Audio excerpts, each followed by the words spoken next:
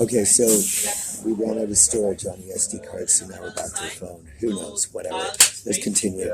So the torso was like almost like a human torso, and the head, there was a head, but it was like extremely small.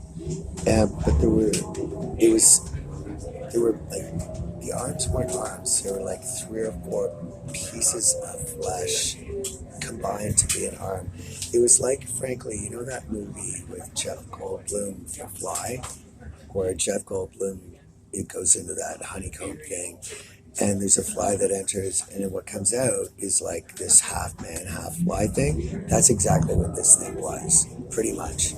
The thing was, it was in the cellar, it was dark, it was moist, and this thing was trapped. And what really I couldn't stay very long. Sorry to this thing. I just couldn't, I didn't know, is this real? Is this bullshit? Is this like Hollywood makeup stuff? I guess this woman here is photographing and filming this for someone at the same time. Who gives a fucking shit? I don't shut up for anybody. I felt sad looking at this thing. I felt empathy for it. I felt like it was what's clearly going on here. They're doing all kinds of eugenics and they're doing all kinds of bioengineering that's just hideous. They're in Whitehorse, there's just row upon row upon row of these health facilities that are doing all kinds of fucking freaky shit with cells that are just not good. They haven't perfected this yet. They're trying to make this human thing that's it's not working all the time. Sometimes it works, sometimes it doesn't. I know from science that there's nothing in nature that's 100% because of our evolutionary process. Nature keeps creating divergences from the norm, and this is how evolution occurs. So even among humans, you have humans born with 6 fingers, you have a human born without a hand, you have a human born with a very strange spine. The fact that a baby is born as a baby is really not the norm. There's a certain percentage, which is higher than people expect.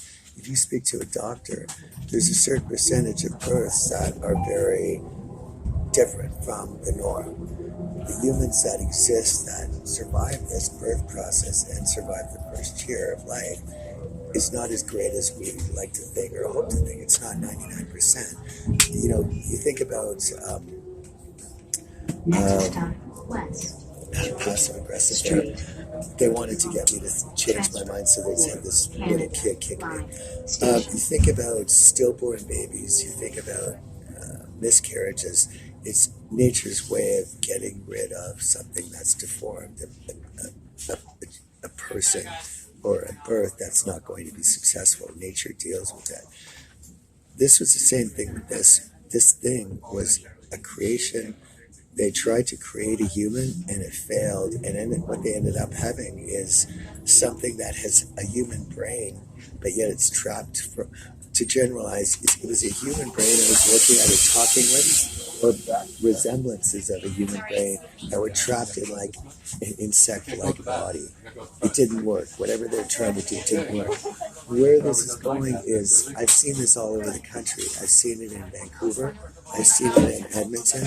I saw it in Toronto. I know they've mixed dog DNA or dog chromosomes. I don't know the direct biology on this. I know the DNA strand. What's it called? There's some jackass behind me trying to distract me. Right there. He's trying to distract me, and so he's barking into my ear. The DNA sequence, the human genome sequence. I know that they've tracked that. They've tracked that, and they've got the whole thing down. What these idiots are doing is trying to mix and match shit. They're throwing dog DNA in so that these creatures here have superior smell and superior hearing. And this is not going perfectly. It's not going well at all, actually. You're creating all kinds of things that you have no idea what the impact is going to be. Where I'm going with this is now that I saw, when I had this big, huge increase in sight, not only visual with mountains, but I could see. I was in a Starbucks. That night I saw that big Pigpen cloud, people walking through it and having the Pigpen cloud carry with them. When I saw that, I saw in a Starbucks the shadow of this, not a ghost, but this dark shadow sitting at the Starbucks one night. There was a Vancouver police car right across the street at the 7-Eleven watching me. Not all the cops here are bad. Unfortunately, far too many of them are bad, but not every single one. I'm going to go off here. I'm getting some cigarettes. But unfortunately, far too many of them are bad. The RCMP is the absolute worst. But there was some of the Vancouver cops I know because of my father are cops that I can trust. These two were not there threatening me at all. They were just kind of monitoring the situation and learning what I was learning so they could monitor my progress. It wasn't a threatening position. It was just they were there. I looked across at them and I thought, I was kind of laughing and saying, what the fuck is all this shit? And see, what they did is I thought the coffee was still okay, but it's not. I drank coffee at Starbucks the next day and this improvement stopped. I could see the mountains, but I couldn't see this darkness anymore.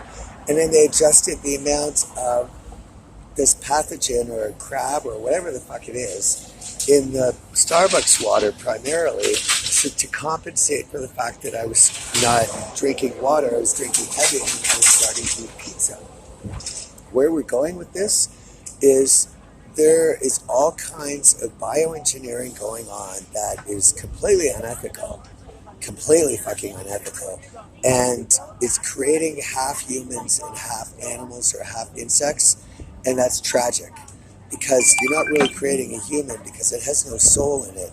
You're creating a human without a soul that has some sort of recognition or feeling or thought, but has no soul and knows that something is wrong and knows that it's in pain and knows that its life is shit. This one thing in particular in South Victoria, it's not my responsibility. I can't save the whole world. I can't save everything. But this thing, it's like Jeff Goldblum in The Fly. They were warning us. Hollywood has been warning us for decades what was coming. I saw it. And the reason I'm saying this now, the reason I've held back this long, is I needed confirmation that shit was going on. That it wasn't just, raping you and starving you and all this shit. I needed confirmation. I got that with the fact that I could now see that they were altering the water at Starbucks. They've been playing with the water. They've been playing with Starbucks all along. We saw that when I got that violent chest cold. They dumped antibiotics into Starbucks. Starbucks is like some fucking reservoir for them now to throw any kind of drug in. So we now know that they're altering the pathogen in Starbucks to compensate for the fact that I was drinking Evian water. I still am undecided whether Evian water is good or bad now, or whether milk is good or bad. I know the pasteurization process kills this thing, but I don't know if after it's pasteurized, if they could then open the bottle up and dump the pathogen in. So after the milk has been pasteurized, could they then throw the thing in and it would survive, or because it's in milk, would it die? I'm not a scientist. This is like hit or miss with me. Test this, test that, process of elimination. However, what I'm saying is the fact that I can now see that they're actually altering the amount of this pathogen in the Starbucks coffee and water and everything else to compensate for me drinking clean, up till now, clean Evian water, it now makes me say, yeah, they're doing this thing to other things. There are organisms, there's things that are being created that are half man, half insect. And what I'm seeing, there's enough of them now that it's not a one-off, that seeing the Pigpen cloud, seeing that strange body in Starbucks, a few other these things that, you say to yourself, don't be mental, these things, there are no Pigpen clouds anywhere. I now see that the reason everybody fled is because the gates of hell were opened here, and hell is here, And all these evil spirits are around that I can't see because I was eating or drinking stuff with this pathogen in it. And the reason people have to eat cheese and all this stuff is to get rid of this so that they can see this. Now that I know that the Pigpen cloud is real and the body I saw in Starbucks and all these things are real, not just light effects and illusion and smoke and mirrors and holograms, I've got enough evidence and conclusion to say each of these things that I saw all through my travels through Canada was real. It wasn't just Hollywood make-believe or, what's that word, props and sets, or, that department that does all that special effects. It wasn't just special effects and whatnot, it was real. There's a lot of shit going on here. Where does this bring me is the big question now. Well, tomorrow we're going to do our weekly update. There is no food. I haven't eaten in days, so it's nothing to eat or drink yesterday until 10 o'clock at night. They wouldn't even give me anything to drink. What this means is that I am now altering my strategy minute by minute, and I will be getting free soon. That's guaranteed. These people are fucked up monsters, and they all deserve to be in jail for the rest of their lives. What I have seen, I now know is not mental. Well, I never knew it was. I never thought it was mental. Now I know what I've seen is real. It's not just a one-off. It's not just lighting. It's not just the moon. It's not just an illusion or just a shadow. That's what I'm looking for. It's not just shadows and smoke and mirrors. It's real. These people are fucking mad. I now see why Satan has abandoned them. I now see why Satan's battle with me is over. I won. I now see why Satan was I now see why Jesus Christ visited Satan and why Satan is now out of the picture. He has created something that even he can't control, and something that basically, however this has transpired, I don't know.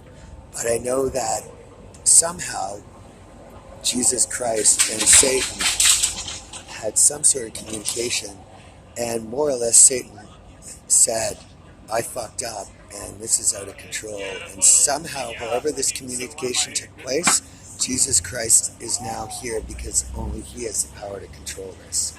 So that's where we are. It's July the 18th. We're moving, as I said, towards much more seasonably favorable periods for me as we go from the single-digit numbers of the month.